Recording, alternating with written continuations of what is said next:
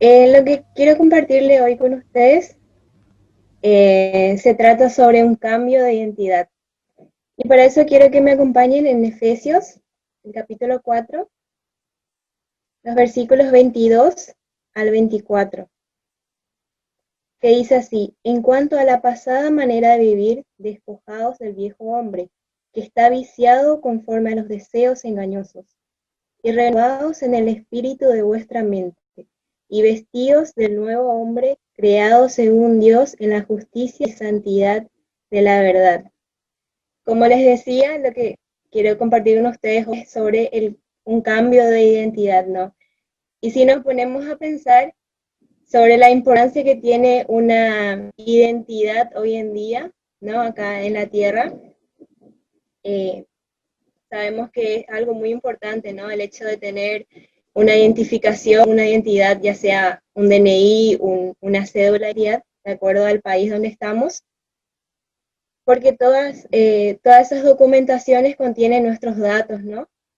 Y de esa manera podemos formar parte de una sociedad, podemos realizar trámites, entre otras cosas. Y el hecho de no tenerlo nos privan o nos limitan de hacer muchas cosas, ¿no? Y la palabra de Dios también nos enseña que todo ser humano nace con una identidad, nace con la vieja naturaleza, ¿no? Con esa identidad corrompida a causa del pecado. Eso lo vemos en Romanos 3:23, que nos dice: por cuantos todos pecaron y están destituidos de la gloria de Dios. Y también en 1 de Juan 1:8 nos dice que si decimos que no somos pecadores, nos estamos engañando a nosotros mismos, ¿no? Y la verdad no está en nosotros.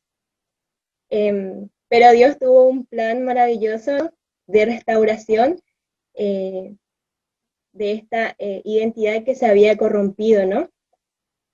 Y para eso tiene que haber un cambio de identidad. Y en primer lugar, es necesario, como dice Efesios, abandonar la vieja identidad. En otros términos también podemos decir soltar o, o renunciar, ¿no? La vieja identidad. ¿Por qué? Porque esta vieja identidad eh, es desagradable a Dios.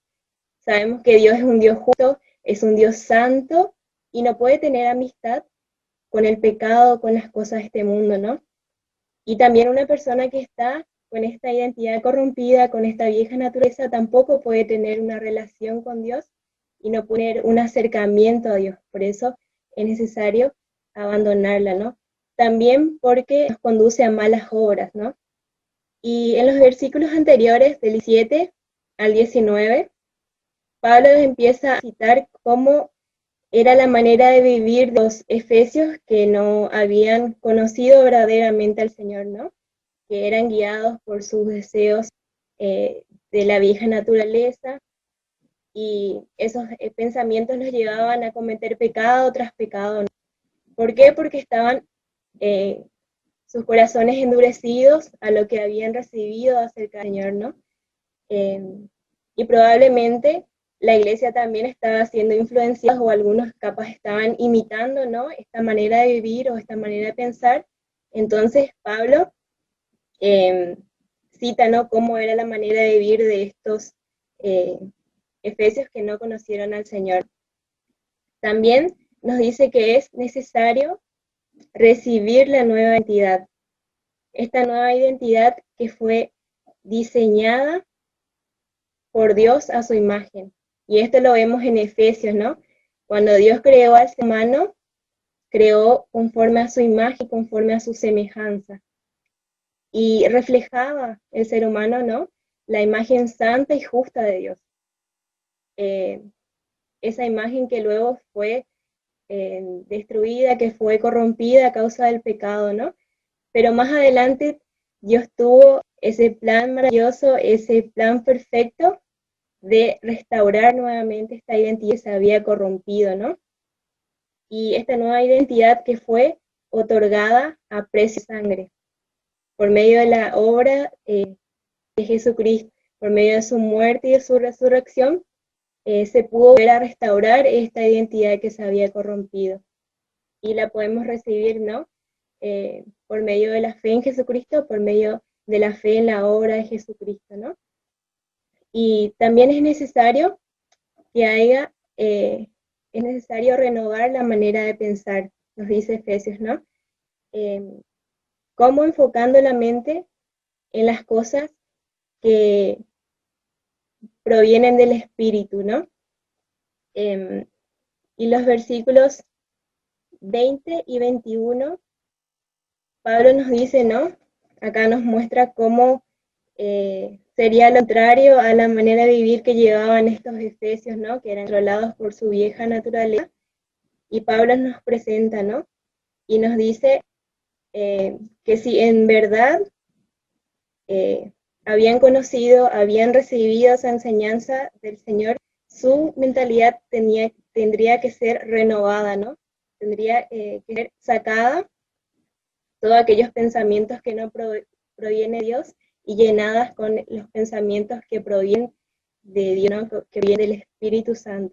Y esto es posible solamente con la ayuda del Espíritu Santo, ¿no? Porque sabemos que por nuestra fuerza no podemos hacer, solamente con la ayuda del Espíritu Santo.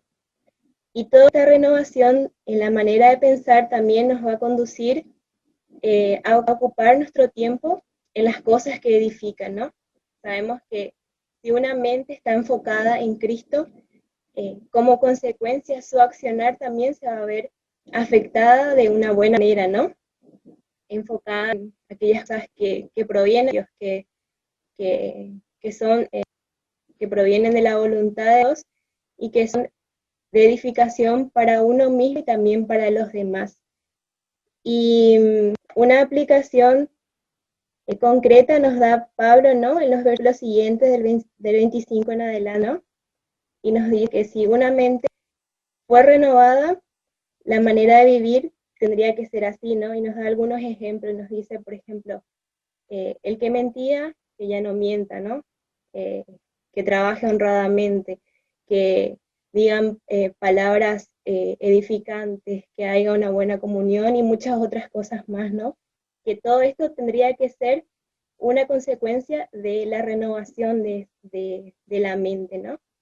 Entonces, para concluir, ¿no? Para que haya un cambio de identidad, primeramente es necesario abandonar esa vieja identidad, luego recibir la identidad que Dios nos regaló, ¿no? Por medio de Cristo Jesús, y como parte de todo esto tiene que haber una renovación en la manera de pensar y en la manera de vivir, ¿no? Romanos 12 nos dice que para que cambie nuestra manera de vivir, primeramente tiene que cambiar nuestra manera de pensar, ¿no? Entonces, nuestra manera de pensar va a cambiar así, enfocando nuestra mente en Cristo, ¿no? Y enfocando nuestra mente en todo aquello que provenga de Dios y en todas aquellas cosas que son de edificación para nosotros y para los demás, ¿no? Como cuerpo de Cristo. Y de esta manera entonces vamos a poder reflejar la verdadera imagen, la verdadera identidad que recibimos por medio de Cristo, ¿no? La identidad como hijos de Dios.